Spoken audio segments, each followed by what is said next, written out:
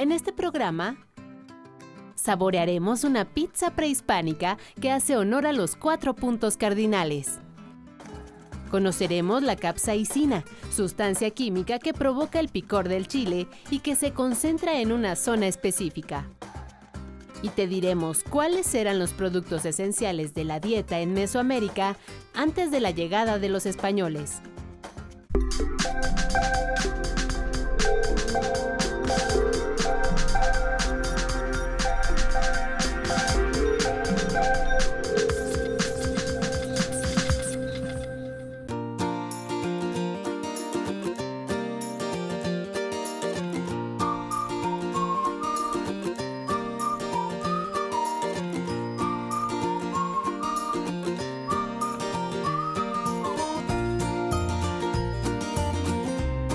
Bienvenidos a Factor Ciencia, soy Lucía Vázquez y los saludo desde el Museo y la Biblioteca de la Gastronomía Mexicana de la Fundación Herdes, ubicada en el Centro Histórico de la Ciudad de México.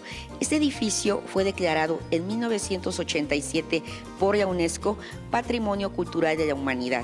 Estamos aquí porque justamente vamos a hablar de cómo ha evolucionado la gastronomía mexicana, que a lo largo del tiempo se ha servido de la ciencia y la tecnología para llevar hasta nuestra mesa una muestra de nuestra identidad. Así que no se lo pueden perder.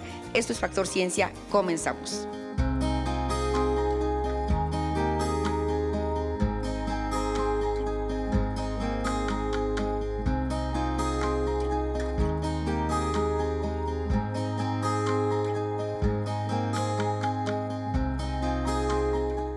Con la llegada de los españoles, la gastronomía se enriqueció.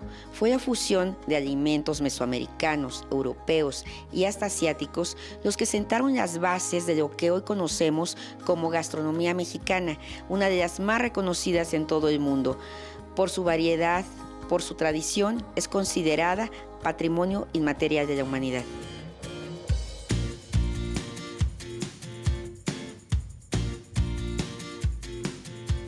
El taco, un alimento que late con fuerza en el corazón de los mexicanos, que nos acompaña cotidianamente a la hora de la comida.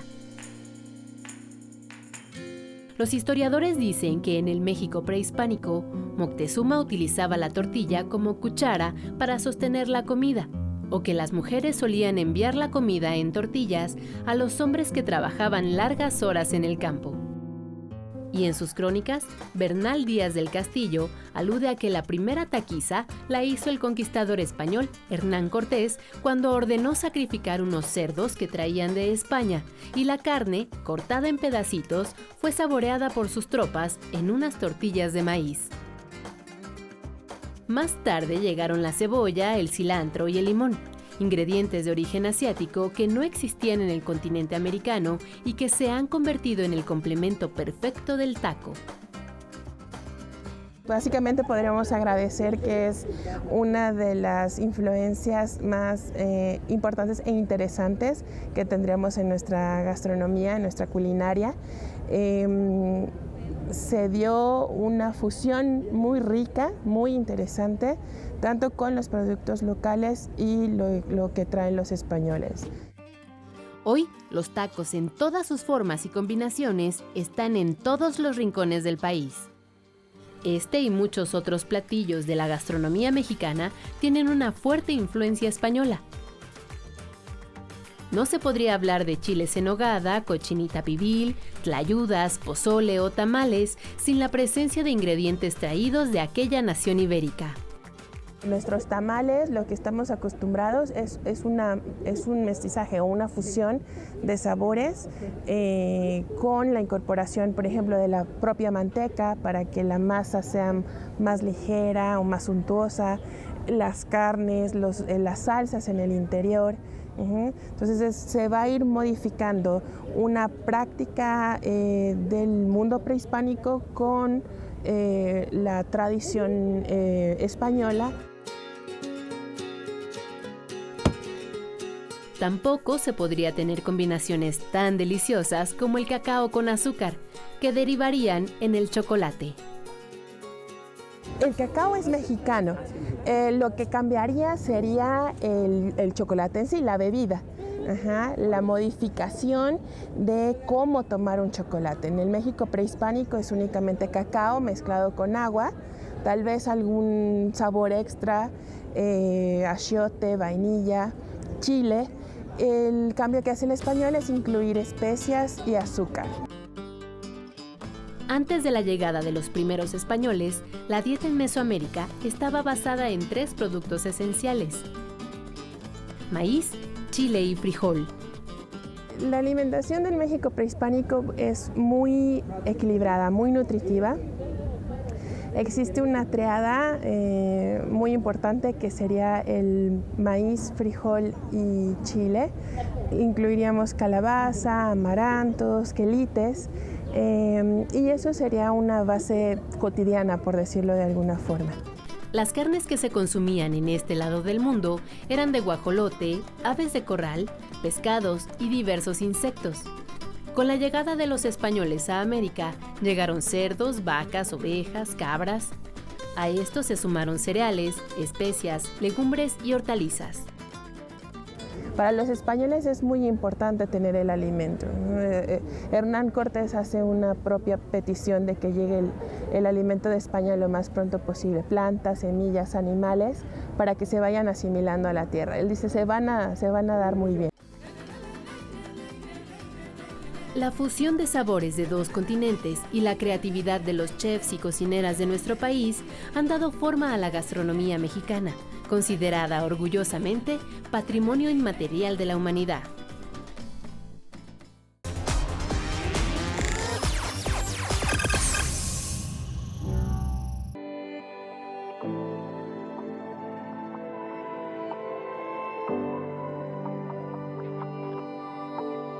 Este es un ejemplo de lo que era una cocina prehispánica.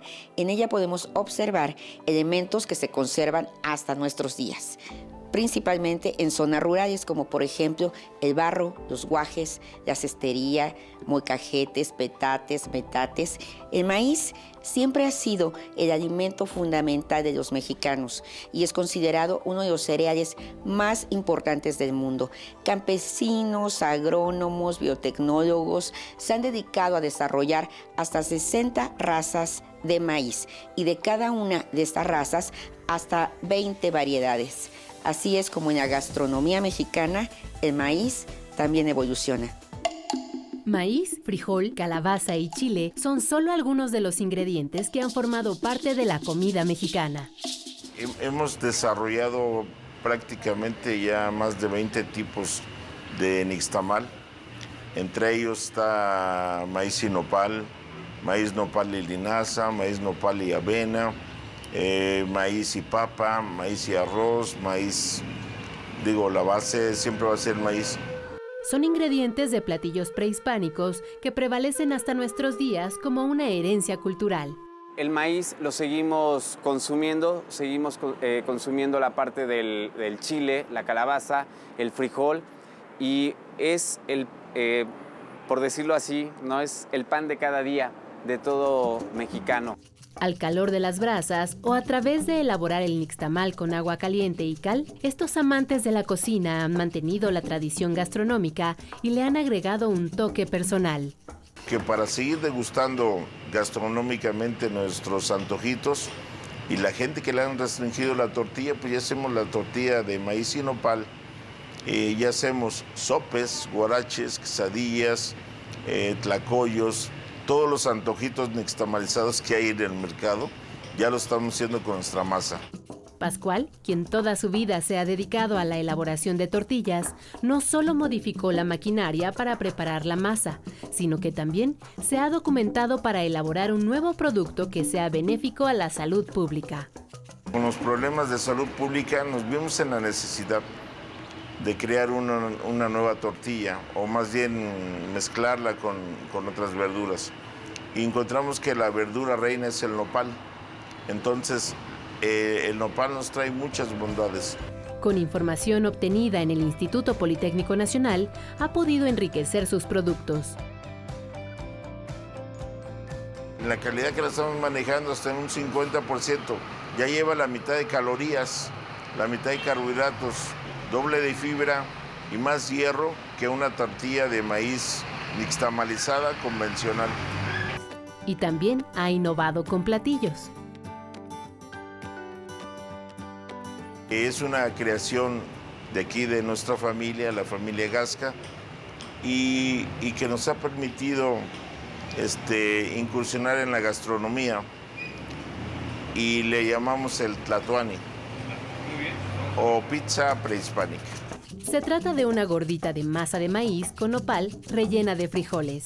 Una vez que el comal la deja lista, se le cubre con una capa de cuitlacoche, flor de calabaza, queso deshebrado y hojas de olor. Se agrega un poco de agua sobre el comal y se cubre para que al hervor los ingredientes suelten el sabor natural. Al final se agrega salsa al gusto y se corta en 4 partes, como si se hiciera honor a los 4 puntos cardinales en una ceremonia prehispánica.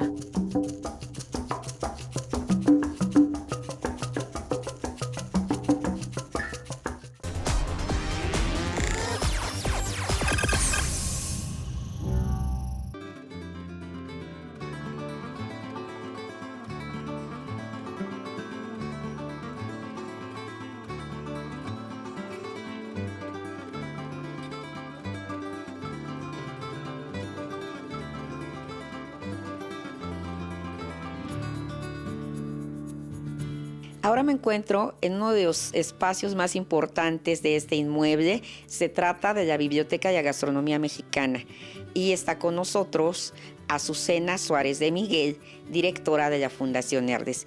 Muchísimas gracias, Azucena, por abrirnos las puertas a Factor Ciencia. Mucho gusto, es un gusto tenerlos aquí en la Biblioteca de la Gastronomía Mexicana. Cuéntanos un poco de la historia, cómo surge hacer una biblioteca de gastronomía. ¿Cómo surgió? Pues mira, la gastronomía mexicana es una de las cocinas y la gastronomía más importante del mundo. Y esto se inicia más o menos en 1994, cuando todavía vivía don Enrique Hernández Pons, quien fue el fundador de esta maravillosa Fundación Herdes, y entonces se acerca a la UNAM, principalmente al Programa Universitario de Alimentos. Se firmó un convenio y se inicia la búsqueda de estos materiales en México y en el mundo. Y bueno, se encuentran muchos ejemplares. Ha sido un crecimiento muy grande. Esta biblioteca es un referente para el medio de la gastronomía mexicana, porque tenemos colecciones muy importantes, como es la colección de Ban Rural, la colección de Conaculta. Tenemos un fondo histórico muy importante que resguarda recetarios que son una joya y que son especiales como este. Este que es el recetario del cocinero mexicano, que en 1831 se editó, lo editó Mariano Arévalo, es la impresora Galván, y entonces a nosotros nos interesó tanto este recetario que lo documentamos como memoria del mundo para América Latina y el Caribe, dada la importancia que tiene esta joya que está dentro de nuestro fondo histórico, nuestro fondo reservado. Azucena, ya de alguna manera lo comentas, pero detállanos más. Esta biblioteca trasciende fronteras. Así es. ¿Por qué? Bueno, porque la cocina mexicana en el 2010 fue considerada patrimonio de la humanidad, ¿no? Recibe este reconocimiento. Nosotros aquí recibimos investigadores de todo el mundo.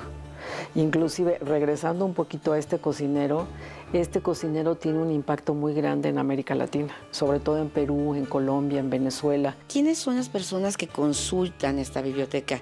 Porque, bueno, uno pensaría que personas que nos gusta cocinar, que chefs, pero ¿quiénes más? Hablas de investigadores. ¿Quiénes más vienen a revisar estas páginas? Pues mira, la cocina y la gastronomía convoca, como tú dices, a todo el mundo.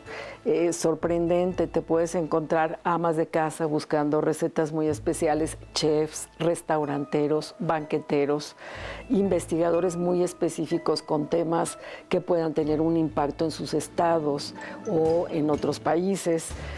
¿Quién más nos puede consultar? Antropólogos, historiadores. Antropólogos, nutriólogos, sociólogos, o sea, la alimentación da para albergar a todas las disciplinas. Eso es lo interesante de nuestra gastronomía, que convoca a muchos públicos.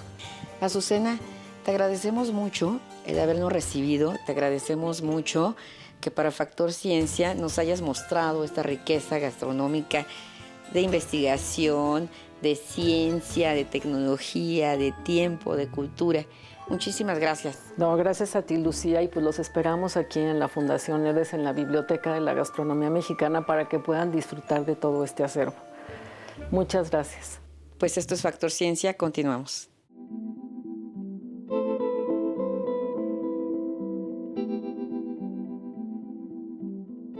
Al suroriente de la Ciudad de México todavía es posible observar productores tradicionales de maíz.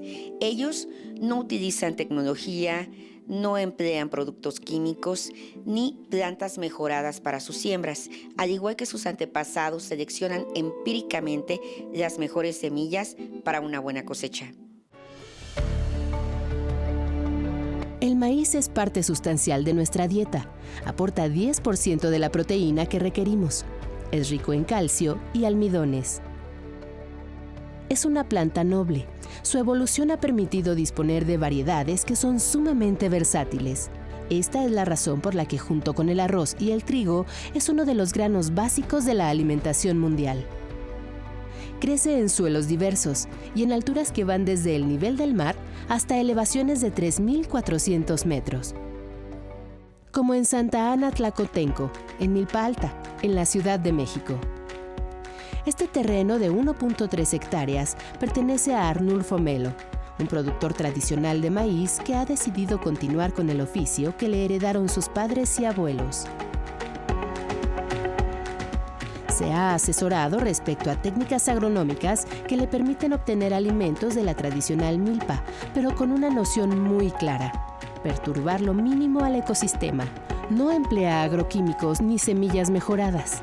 Destaca que en el país existen tantas variedades que para obtener una buena cosecha solo se requiere seleccionar las plantas adecuadas. En su terreno produce 3 variedades de maíz. El maíz azul por lo regular se ocupa, por cuestión comercial, digámoslo así, pues la tortilla azul, ¿no?, que se maneja y pues es exquisita, deliciosa. El maíz blanco por lo regular lo ocupamos para las festividades y hacer los tamales, ¿no? Y el maíz rojo, que es, digamos, un maíz, una versión light, ¿no?, una versión ligera, porque este maíz lo que te permite hacer es desde un atole, desde un mazapán, desde una tortilla, desde un atole. Entonces, los maíces que aquí tenemos en esta región, pues nos sirven para sustentar nuestras necesidades que tenemos. Arnulfo dice que hay otras especies que pueden coexistir en armonía con este lugar.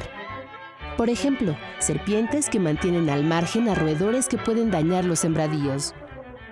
También cuenta con una pequeña población de sapos para los que ha creado un estanque. Cuando tú creas un ambiente sano, o sea, la misma naturaleza igual se va acercando a ti y te va dando opciones, ¿no? Por ejemplo, esta que te digo de los sapos, dije, pues yo nunca pensé, dirías aquí sapos, no, pues sí hay. Arnulfo piensa que el país debe aprovechar de manera más eficiente las cualidades de las variedades nacionales de maíz. Considera que sería un elemento que contribuiría a obtener mejores resultados sin recurrir a tantos agroquímicos. En otras regiones está el maíz palomero, ¿no?, el maíz pozolero. Creo que hay diferentes formas. La cuestión es finalmente darle la información al campesino, al productor, para que pueda precisamente vivir de estos alimentos que sean sanos, ¿no?, y que no los hagan dependientes.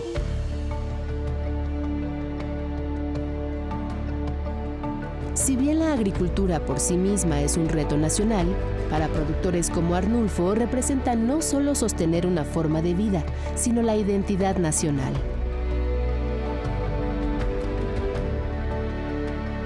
Pues ahorita con todos estos acontecimientos de cambio climático, la contaminación, enfermedades, una serie de situaciones que estamos viviendo, la misma tecnología, pues el tener esto, pues la verdad es un tesoro, ¿no? Es un tesoro que me heredaron, ¿sí?, que a nuestros abuelos les costó quién sabe cuántos miles de años domesticar y llegar a esto, y que año con año pues se sigue renovando, ¿no? Pero esto te da identidad, ¿no? Que te permite decir pues, un origen, ¿no? ¿Qué tienes, ¿no? ¿Cuál sería tu valor agregado?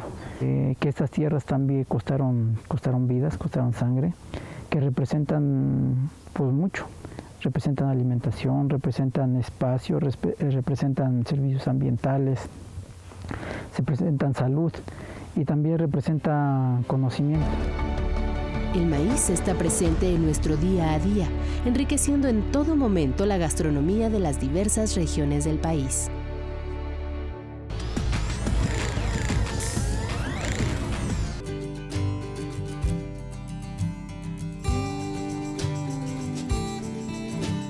El chile es uno de los alimentos indispensables en nuestra cocina. Es originario de México, Centroamérica y Sudamérica. Se estima que en promedio un mexicano consume al año 10 kilogramos de chile. Desde la época prehispánica se cultiva y se emplea como condimento en la mayoría de nuestros platillos, ya sean dulces o salados. Su nombre científico es Capsicum. También se conoce como ají, utsu, guindilla, pimiento o chile. Desde hace 8,000 años se cultiva en México, Centro y Sudamérica. El chile era la base de la dieta de los antiguos mexicanos, junto con maíz, frijol y calabaza. Esta valla picante era más que un condimento en las culturas precolombinas. Se consideraba un cultivo sagrado. Lo mismo era valorado como ofrenda que por sus potentes propiedades medicinales. En el Códice Mendocino, creado en 1541 por orden de Antonio de Mendoza, virrey de la Nueva España, se plasma parte de la historia y las costumbres de los mexicas. Ahí se observa uno de los castigos que los padres aplicaban a sus hijos de 11 años de edad. Consistía en obligarlos a respirar el humo que se producía al arrojar chiles al fuego. Fue el navegante genovés Cristóbal Colón, durante su segundo viaje al Nuevo Mundo, quien en 1496 llevó el singular fruto a España. Por su sabor picante, parecido a la pimienta negra, lo llamaron pimiento. Los españoles lo introdujeron con éxito en Asia, y los portugueses lo extendieron en el resto de Europa y África. Existen 5 especies domesticadas de Capsicum y 22 silvestres, que han dado origen a más de 200 variedades en todo el planeta. En nuestro país se comercializan principalmente 22 tipos de chiles frescos y 12 de secos, que van de lo dulce como el morrón, pasando por lo picante como el chile de árbol, hasta lo muy picante como el chiltepín y el habanero. Los chiles frescos son más picantes que los secos, aunque se trate de la misma variedad. El chile poblano, al secarse, se transforma en ancho, el jalapeño en chipotle y la chilaca en pasilla. Este fruto pequeñito de no más de 2 centímetros de longitud es el piquín o amachito y es el ancestro de todos los chiles mexicanos. Así, con su picor exquisito, el chile no solo revolucionó las gastronomías mexicana y española, sino las de todo el mundo.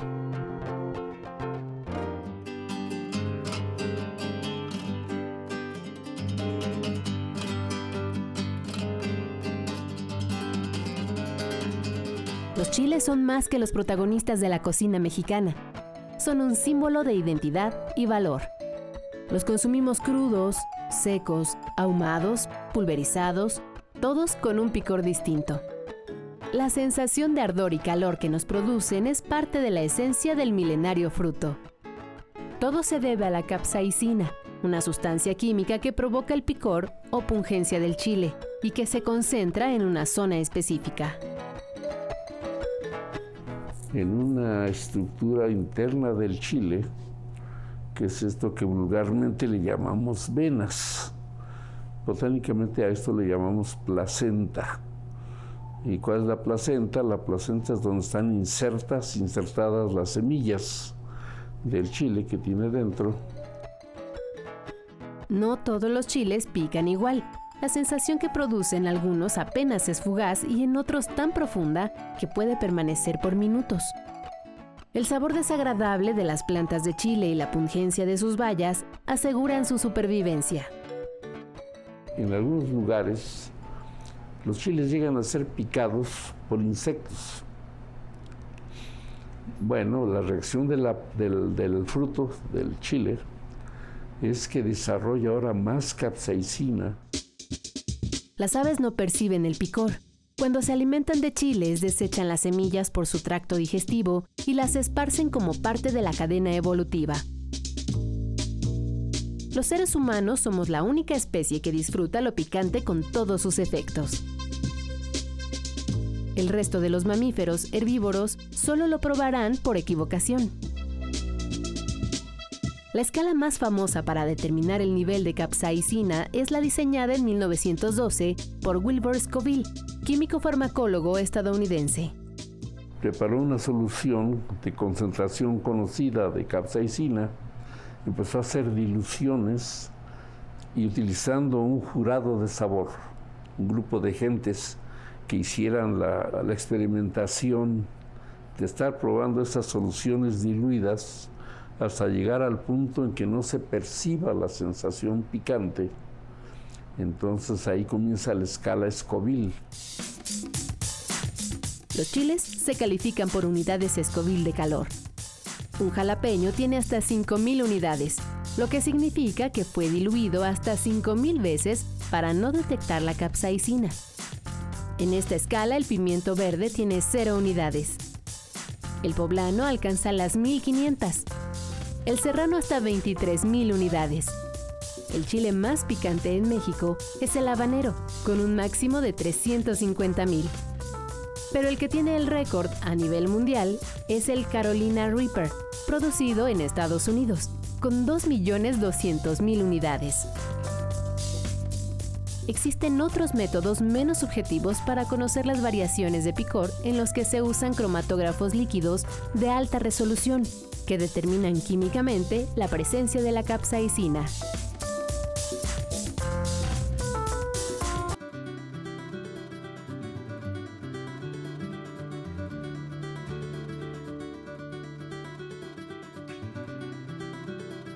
Espero que hayan disfrutado de este programa realizado en el Museo y la Biblioteca de la Gastronomía Mexicana de la Fundación Herdes, a un costado de Catedral, un centro que busca promover y preservar la historia de la cocina mexicana.